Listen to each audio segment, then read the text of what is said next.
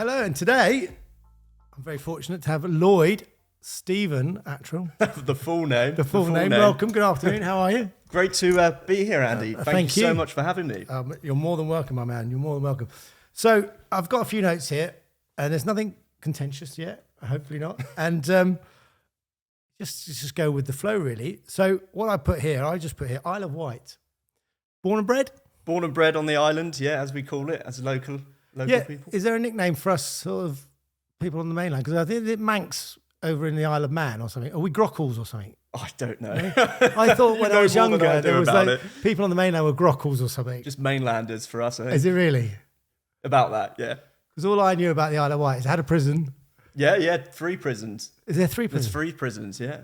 Oh, right. Okay. So you went to school there? Not at the prison, no. No. On the island. Have you ever visited the prison, no? I haven't, no. There's some videos of people sneaking in and break, because they've closed 1 or 2 of them now, and there's only one kind of fully functional. So people do, like, when they break into the prison and do videos around it. And that's the only time I've seen it is online for a video someone's recorded. Because I've not really seen the Isle of Wight, and it's supposed to be lovely. It's really beautiful, yeah. I wouldn't live anywhere else. I just absolutely love the sea. A big part of what I do is like water sports alongside pickleball. So absolutely love surfing, sailing, that sort of stuff. Oh, wonderful. That was going to be one of my questions later. Okay, I'll leave it until then. Fine. So more interestingly, I did a little bit of research. Okay. So you were born in October. Yeah. No, which is a great month because I was born in October. So I wanted to know which day in October. So the 21st. Oh, okay. I'm on the 15th. You're the 15th. Okay, I think I've got a couple of friends. What's frightening is that the year you were born compared to mine, I'm not even going to say it. Just put it this way. Yeah. You're the same age as my eldest son. So anyway. Okay. So the main thing here I've got, the Pickleball store. Yes. Right. That is you. That is. And tell me about that journey and how did that all come about, begin? Don't spare anything. I'll try not to spare any details. So it's actually a story, I guess, quite a few people in the UK would probably have into pickleball. So I first started around 2019, 2020 playing, which you wouldn't believe if you saw me play because I'm not great. Whereas there are people that have joined 1 or 2 years ago and they're amazing. I started 2019, 2020, just before lockdown. Right. Went on holiday with my family to America. And they had been every year, and they were like, "There's this sport, people are playing it. You need to play it. You like sport." And at the time, I was like, "I play a few different types of sports. Never played racket sports unless you count Wii tennis." Wii tennis, yeah. You can't really. Not well, you do handle. You do sort of. You do have to swing, don't you? World champion at Wii tennis. Great. But they basically were like, "You need to come along and you need to play the sport." And I was like, "Oh, okay." So. Admittedly, I wasn't too keen to play it initially, but myself, my uncle, and my cousin and myself got on the court on the first day we arrived in America. Whereabouts were you in America? So we went to Florida, obviously, Pickleball capital of the world. Right, yeah. And we loved it and then have not looked back ever since. We played it for 2 weeks straight on a cruise as well. We went on a cruise. And they had a court on the cruise? Yeah, they had a court on the cruise, which was amazing. And that was kind of the first introduction. We had some friends in America that were like, "You'd love pickleball." They were in their 70s. One was a lawyer, and they were like, "You need to play pickleball. It's the sport. It's up and coming. It's massive in America." So we thought... Fastest growing sport in America. Exactly. So we thought, why not give it a go? And we fell in love with it. And the kind of rest is history on the playing side. But obviously... So that's 2019, 5 years ago. Yeah, so 2019, I'd say probably December 2019, 2020, January, just before COVID hit. Just after uni? So I graduated university in 2017. So I played basketball at university. So completely different. Yeah, very different. But so that's where it kind of began, the love for pickleball. But coming back to the UK, living on an island, there wasn't a tremendous amount on offer. No. There was one session that they'd run at West White Sports Centre where they've grown it massively. But at the time, there was not much on offer. And then obviously COVID hit, which made it really difficult for anyone to play. Yeah. So my friends and I, we bought some cheap stuff from Amazon and didn't have a clue how to play. I'm just going to put that out there. We didn't know the rules. We basically stood at the back and played tennis. Yeah. Not Wii tennis, but tennis. Yeah, mini tennis. Mini tennis, yeah. And overarm serves, were you doing all that? We weren't, no. We did know that part from people telling us how not to do it when we played in America. Yeah. But yeah, we absolutely loved it. We played probably once or twice a week during that kind of strange period of COVID. And that's really how the idea began for it. I went to buy my first paddle, bought a paddle, it snapped in the first kind of 2 uses. And I was like, right, okay. And that was just a cheap one. It was only 30, 40 quid. So I was like, right, okay, I need a better paddle, and just didn't know where to look. And then at the time, there was only one place to look. And I was like, it doesn't really look legitimate. Do you know what? I'm going to just try and... Was this online? This was online. Yeah. And I was quite delusional is maybe the word. Yeah. I was like a bit deluded, just going, do you know what? I could do this better. Or the way there's some amazing brands in America, the likes of Selkirk, Yola, ProXR, Paddle Tech, all these companies in America. I was like, why are they not being represented the way they deserve to be represented? Yeah. Which is really how the store started. So in August 2022, I began the journey of phoning up companies in America and just trying to sell them the vision to say, look, this is what we want to do. Was this whilst having a job on the side? Yeah, so I worked full time. I still do part of that job now. So I work full time at the University of Southampton, mentoring student entrepreneurs. That's reduced, so it's really flexible actually now, but I worked full time. So actually the way that America is with the time frames was really useful. Yeah. So I would finish work, begin the 2-hour commute back home because it took a while to get back. And when I got home, we'd just start phoning companies. Just cold calling? Not really cold calling. Would set up meetings. Some would be a cold call, like I've sent you a meeting. I've sent you an email. I'd like to talk about the idea for the store. Yeah. And some would really like, no, we don't want any. We've got people in the UK. We don't need any more. Like who? Because obviously you couldn't find them. Exactly. Sorry, can you tell me who they are? What brands? Yeah. No, talking about the brands saying to you no, but you're going, when you're looking for paddles, and where do I find them then? Yeah, and they were like, well, the UK is not a focus point for us. Right. It's not big enough at the moment. The focus for us is the US. So it was quite difficult. It was much more difficult than I thought it would be to get to that point. Right. But all it took was someone like a Selkirk, like Paddle Tech, to say, do you know what? We're looking for representation, and we love what you're trying to achieve. Yeah. We think you'd be the right store to do it through. Oh, wow. And that's kind of where the journey began. And then we're a year, 18 months in, and it's been amazing. Like, I would not have changed any of that hard work that kind of began the journey to get to here. Fruits of the reward, you know. It's always about the hard work you put in, isn't it, to get to the end? Yeah, definitely.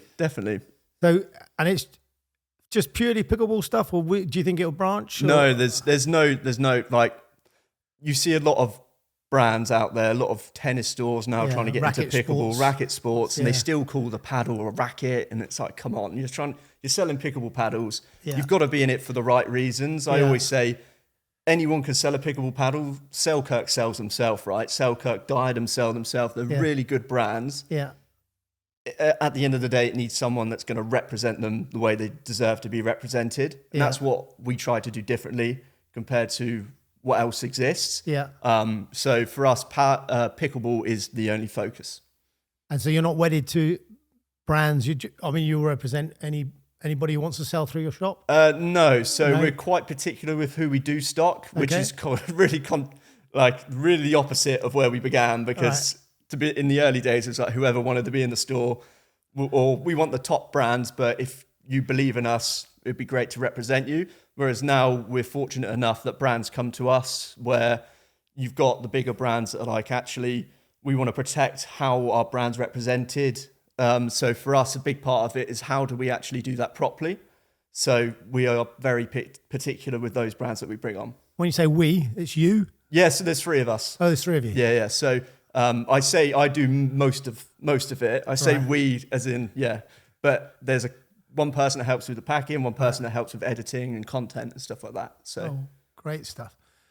So that's pretty much a journey that's getting bigger and bigger. Yeah, it's been amazing, to be fair. Like I said to you when I first arrived, it started as a hobby of, do you know what? I want to bring these brands in. I like the Selkirk paddle, I like Diadem paddles. And then suddenly it spiraled into this where we go to events now and people are, I've seen the content you've done. And like, oh, I bought my paddle from you. I love it. And it's like the most rewarding thing is hearing that. And that content is on social media. Yeah, so I'd say compared to a lot of stores in the UK, we've tried to be more around the content of a paddle. Like I said a minute ago, I think anyone can sell a paddle, but actually me saying to you, oh, T700 raw carbon fiber, reactive polymer honeycomb. Exactly. It's all just gibberish to the common person. You know, that's the thing. I've had a few people on, I was saying like, okay, I get the support from Diadem, which is great. Shout out to Harvey and his team. But again, like, we've got 2 paddles here. That's what I was going to ask you, where do people start? I mean, most people start, I suppose, they've got a financial, ceiling. They don't want to spend a lot of money, don't want to probably spend £100 or whatever initially until you fall in love with the sport, and then of course it's your tool, isn't it? So you need a best. But for the people, the listeners, the watchers, the viewers, the thousands that we hope that will watch, talk us through paddles in English, if you don't mind. Okay, so because I know you do these 1 minute sort of I things, do. But just talk us through sort of the science, the thickness, the differences, so people can understand. Maybe if someone is watching and thinking, oh, which one should I get? Whether not necessarily which brand, but maybe what type first, then a brand. I mean, I think you kind of hit a bit of a nail on the head to begin with, where people come in with a preconceived price they want to spend. Yeah. However, often I don't start with the price. I'll always start with, okay, what are you looking to do within the sport? So if someone's like, I just want to play recreationally, maybe they don't need a £250 paddle. No. But if someone says, I say maybe, they probably don't need a £250 paddle. But maybe they want all the gear with no idea. That whole saying. Yeah, some do. And I mean, great. If they do, fantastic. But it's about finding the right paddle and the fit for them. And actually, for beginners, I find speaking to beginners, it's a bit more difficult to try and find the right paddle for them. Right. Whereas if you've got someone coming to you that says, I want a paddle with more pop, more spin, you can kind of point them in the direction of based on what they're currently playing with and where they want to take their game. Yeah. Whereas a beginner, I don't really know what I want to do in the sport. I don't know what's out there. I use a club paddle. Yeah. So trying to digest what they are looking for in a paddle is quite difficult. Right. And that's why we spend a lot of time doing the videos, and I will sit down and make a lot of phone calls to people to try and help them find the right paddle for them. People will come in and see us as well. So we have a little unit based on the Isle of Wight where people can come and try paddles or have tried paddles. So is that a shop as well? Or is that not quite there yet? The dream is yes. We've outgrown what we currently had. Right. And it wasn't like a massive store. It was just like 500 square. It was quite small, basically. But it was still enabled people to come in and try, whereas that's what we do at events and stuff now. Sorry, sidetracked. I get sidetracked. No, please don't worry. There's no direction. We just go where it goes. Cool. Because but currently you say the shop is on the island. Is that restrictive? Not because a bit of everything. The Isle of Wight, but obviously there's probably more population play on the mainland. Oh yeah, no, massively. There's a lot in the pipeline which I'll talk about, I'm sure, afterwards. But exactly that. I mean, the footfall in the Isle of Wight, not amazing, not massive. I mean, the footfall anywhere, I think you'd struggle to get the amount of people you'd need through the door. Hence why a big part of that is, okay, how do we make that experience for a shopper online a lot easier and a lot clearer for them to be able to buy the first paddle? And we'll go back to your kind of main question. How do you start from day one if you're looking to buy a pickable paddle? So first up is find out where you want to take your game. So whether that's you want to compete and you see yourself competing, say, in the English Open. Yeah. Fantastic. Okay. In that case, you might want something with a bit more pop, a bit more spin. So you go straight in with a carbon fiber paddle. If I was to start from day one. Would any of those be representative of what you're talking about? Not anymore. These are quite old style paddles. They're still great paddles, but there are newer ones out there. And for something like, for example, there's most paddle companies are moving to like a raw carbon fiber. So is that because they're lighter? Or? Lighter, more spin. The spin lasts longer. So with something like this and that, they'd probably have, I think, a spray grit on the front. Yeah. So the more you play, the lower. The grit starts a bit like sandpaper. It starts to wear out. Exactly that. Yeah. So listen, Diadem, you said the paddles are old. We need new ones. Diadem do some very, very good paddles as well. They just gave me the old ones. No comment on that. No comment on that. Oh no. So carry on. So carbon fiber is the way forward. Yep. Well, it's the way most paddle brands are going now. Right. Some are testing some really kind of innovative materials which will derive from carbon fiber, but most of the brands you see on the market are what they call T700 raw carbon fiber. Right. It's like the flexibility of the carbon fiber for a paddle. Okay. So long handles, short handles. Yeah, that's another question. It's okay. What racket sport experience do you have, if any? Wii Sports is not usually one we get, but then if you're starting from nothing, where do you start? I mean, there are some long handle ones. I mean, I've never actually looked at the paddles. We bought, me and my wife, a bone paddles to start with, just sort of a basic one, and then my paddle was a second-hand Diadem one from Christo. Okay, and that's how it's where I'm at the moment, because I haven't got to that point where am I going to invest in a really, really good paddle. But I'm going to the Open this year, first time, so that's competitive. My wife and I go to tournaments, so it is your tool, isn't it? So if you want to be competitive, you do need to have the right equipment, I think. So it definitely helps, because particularly now where when I first started playing, like graphite paddles were all the rage. Yeah. This one's got a falcon on, it's amazing. Whereas now it's all around, okay, how much spin can we put on the ball? How much power can we get on the ball? So 2023 was all about power paddles. You saw the likes of like the 6-0 double black diamond. You saw all thermoformed with like Yola's Gen 2. Just stop me if I'm being... I mean, my eyes are glaring because you're talking all the technical stuff. So, I get carried away. It's good. It's great because obviously there is a lot. This is the thing though, isn't it? It's like there are dozens of car manufacturers. Which car do you go and buy? Yes, you've got budget. You've got look and colours, and then you've got speed and power and all that sort of thing. It is like, where do you go? And talking to Thadia was saying that for her, equipment is about feel. Yeah. And although someone could say, oh yeah, this is technically the best paddle, but if it doesn't feel right for her, she's not going to use it. And for me, I think it's testing stuff out, isn't it? How you feel when you use something. There's a thicker one and a thinner one, and people say the thinner ones are probably more about power. Yeah. And the thicker ones are a bit more about touch and feel. And again, I suppose it depends. I suppose if you're a purist as well, because the game, we have the bangers. You've got I mean, people we try to be taught that you want to get into long rallies, which means getting into the no volley zone and dinking a lot, and therefore you want feel and touch. But then you do come up across a lot of people who are playing the game with a lot of power. Yeah. And how do you take that off them? Does that make a difference with these thicker paddles that have a bit more feel, softens the game? Whereas do you combat like with like? Yeah, so you'll see a real mix. I mean, when we speak to most players in the UK, there are multiple factors. One is the ball you use. Yeah. So a lot of people won't think about the type of ball they use when they buy a paddle. Are we talking indoor, outdoor? Yep. Yeah, so if you use like an X40, which you'll use in most Pickleball England competitions. So hold it there. So an X40. Yeah. Indoor or outdoor ball? Is an outdoor ball. And does the 40 represent the number of holes? It does. Right.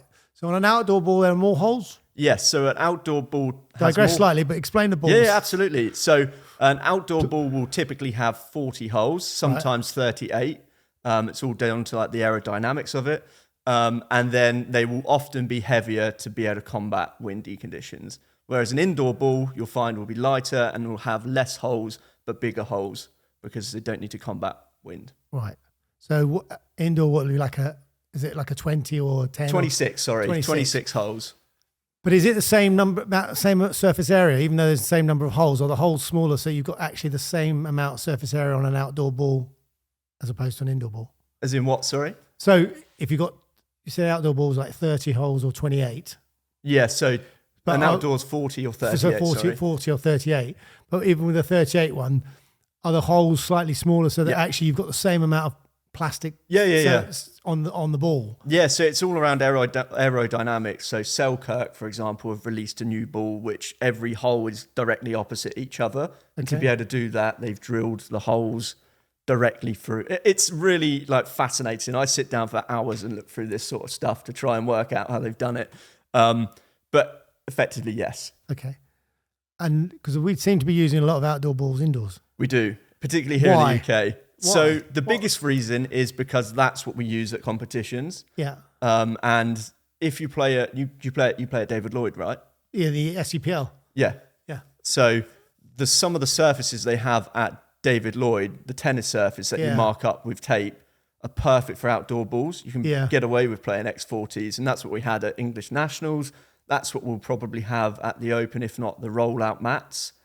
That's what I understand. The Telford, the rollout mats. Yeah. They come from India, I think. Or yeah. The chappie in India makes them. They do look really cool, and it's nice to play with a dedicated kitchen rather than all the lines you get on the badminton court. It's confusing, doesn't it? But we do find players will come to us at these events and go, wow, the ball is so fast, because we're used to playing with like a jug, which is really soft, like a marshmallow, or...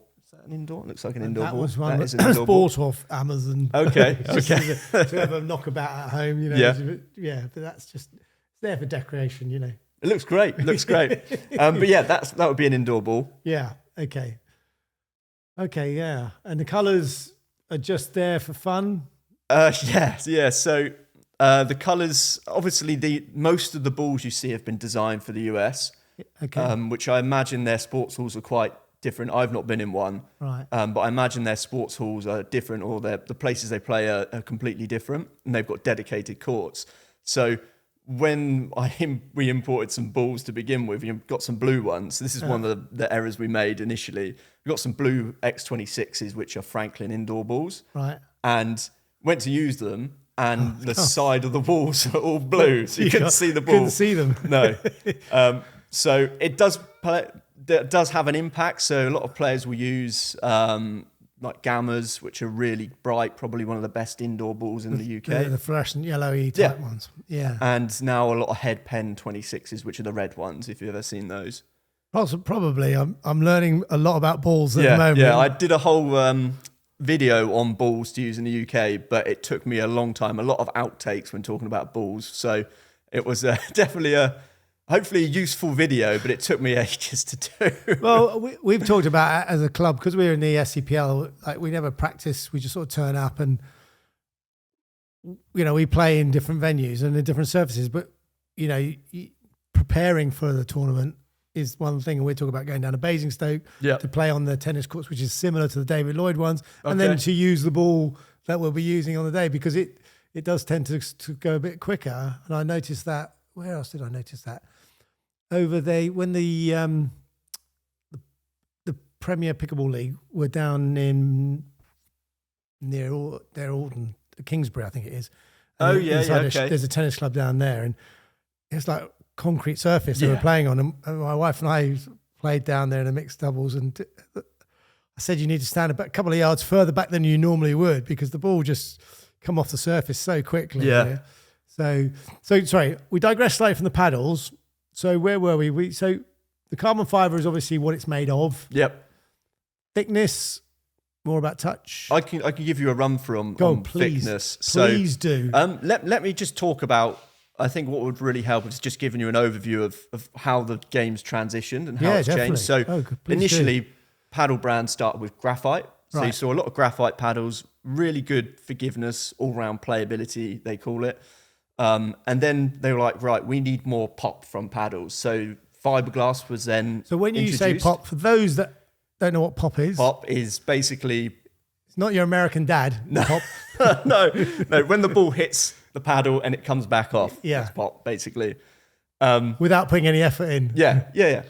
And so fiberglass would enable you to do that. So brands opted then for fiberglass paddles, which the sweet spot was a lot smaller, but what you could generate basically without putting effort in was much better than what you could generate through a graphite paddle.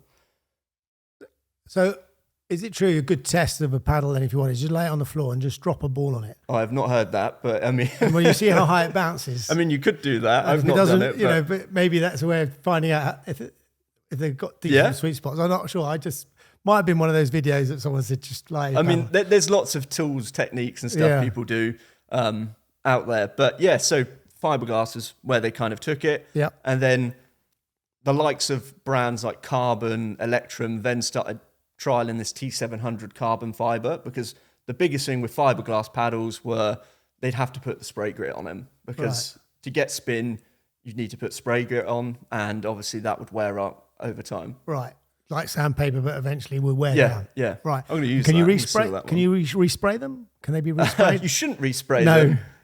I don't think there's anything out there that you can respray them. I mean, you probably could get away with it here in the UK. Okay. But in America, where they rub their hand over your paddle when you compete to test the grit on it to make sure it's within the legal parameters. Oh, I see. So is there a bit of skullduggery going on in the States then? Yeah, so I've seen a few videos, and there's some guys that I really like watching on Instagram and YouTube called Friday Pickleball. And they did a recent one where they just attached sandpaper to the front of their paddle and just saw how much spin they could get of it. So there's some really cool videos of people doing it. Maybe I'll try that. Just get one old paddle, stick some I sandpaper. think you might be able to get away with it at competitions here in the UK. SEPL maybe next time. Go over grit sandpaper. I don't think Steve Bill will pull us up on it, would he? No, maybe. Anyway, sorry, carry on. So he then moved into carbon fiber paddles, which typically have great amount of spin. So that spin on the face would last a lot longer. You can get a paddle eraser, which is like a rubber block basically that you can clean the paddle, so the spin stays on the paddle for longer. Or so that's maintaining your paddle, sort of getting rid of the rubbish that's on there maybe, and just exactly. Okay. Yeah, so didn't know that didn't exist on fiberglass paddles and graphite paddles. So you've got elements that you can actually use to clean the paddle and keep those spin numbers up. And spin being a massive part of like the professional pickleball. Right. Well, see now, spin. So we've had a couple of lessons. I saw with Rob. We've had a couple of lessons with Thadia as well, and she's come and coached us at the club. And she was saying, she didn't encourage spin. Even Rob was saying in coaching, there isn't anything about spin in the coaching manuals and stuff. And obviously, I think everybody probably comes from a racket sport will probably want to try and do top spin and stuff like that. Yeah. But it's interesting because obviously at the higher level or even the manufacturers realize people do want to spin a lot more. Yeah. And therefore having the right tools to do that is important. But yeah, I try not to spin too much because it increases error, especially down in the dink zone. And they were sort of saying, that's where you might cause error, just getting the idea of being patient, getting the ball over. Yeah. So but obviously it sounds like there is this need to have a bit more.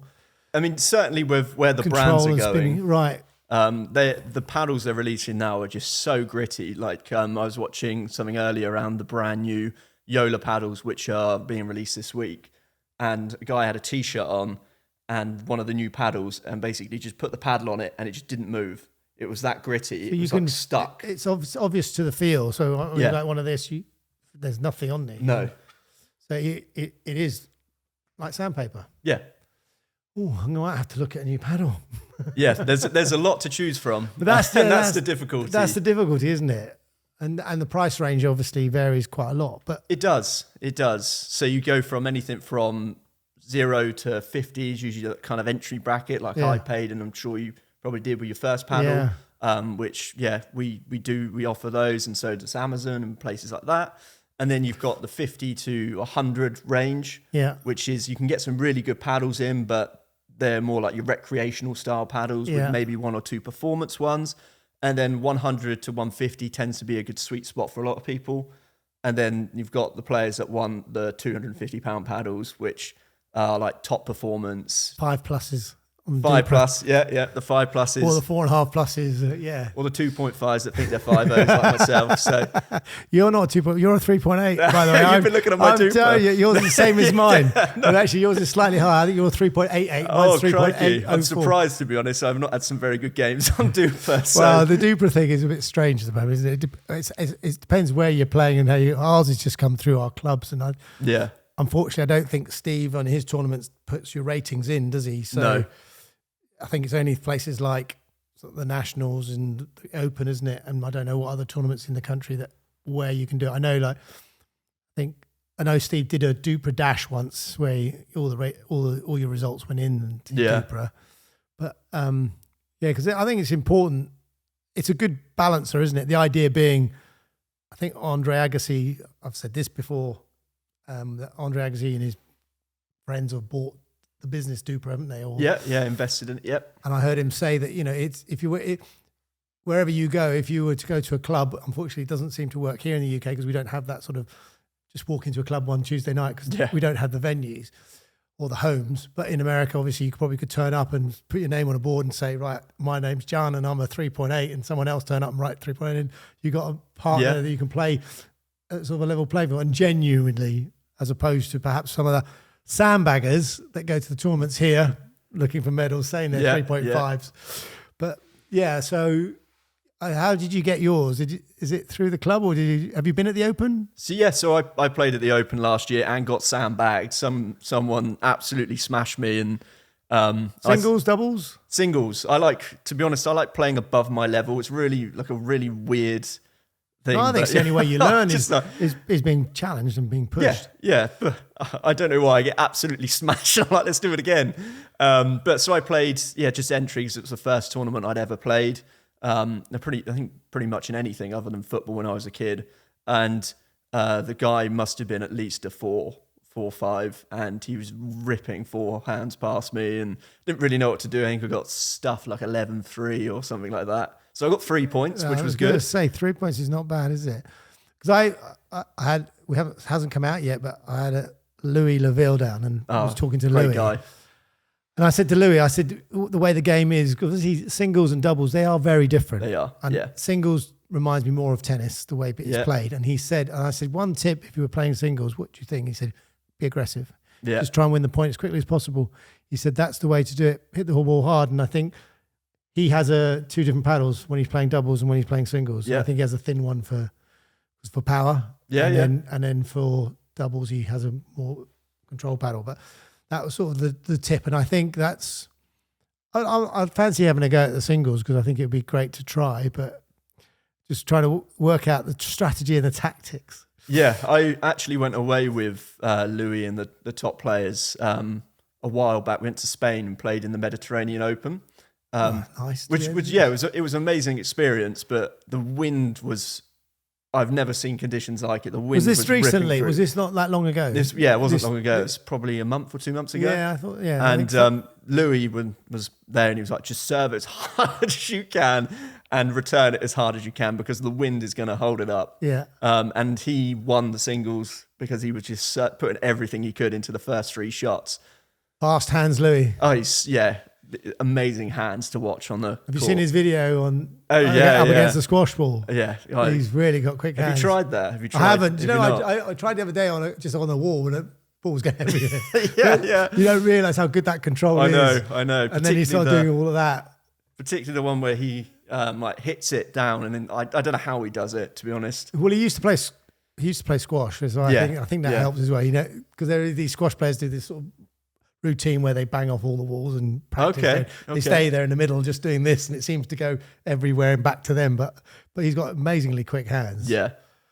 So why are you not at the US Open then? I don't know, to be honest. We're just so busy trying to keep up with things at the moment. Right. I would absolutely love to be at the US Open, but playing or selling?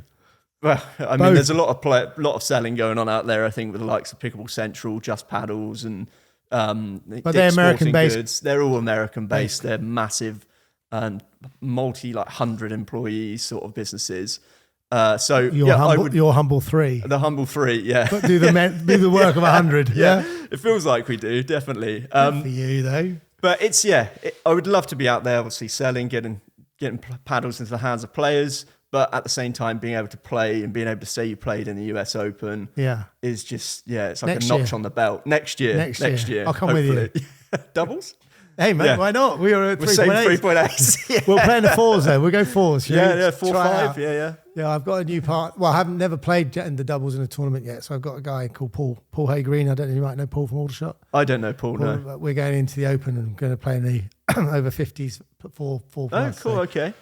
We'll see how it goes. So we're going to come. So the idea of having a practice was I saw your advert actually about down at Southampton. Oh, wicked! Yeah. So that's why. So I thought, all right, Paul, because we haven't played together, so should we come down? So we're coming down to your 50, amazing. 50 plus on the Sunday the 19th, I think it is. That's So Saturday and Sunday. Yeah. Yeah. So Sunday both days.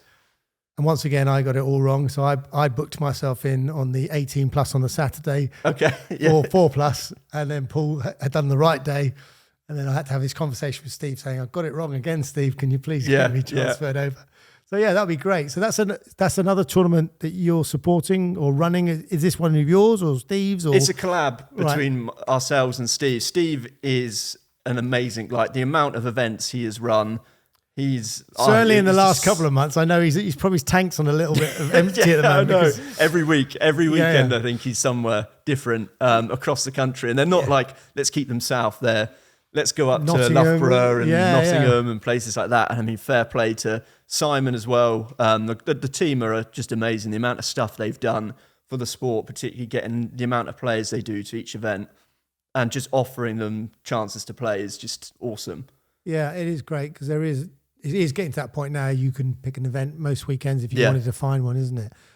Just need to get their results onto Dupra. That would help a lot of people. I think it would encourage more. I don't know, because I think maybe for some people that I think one of the problems might be that I think he's not got a category over 4.5. He's got 4 plus. For the tournament we're running, we've got a 4-5 plus category. 4-5 plus. Yeah. So not a 5-0 open. Yeah. No, but 4-5 plus. So the fours can be competitive. Yeah. And then if you think you're a 5 or a 4.5 and above, you've got that as well. Well, that's good. But I suppose these things, over a period of time, they balance themselves out when people actually start being sensible about which category they should play in. And you always get a few which are sandbaggers. Yeah. Yeah. It's good.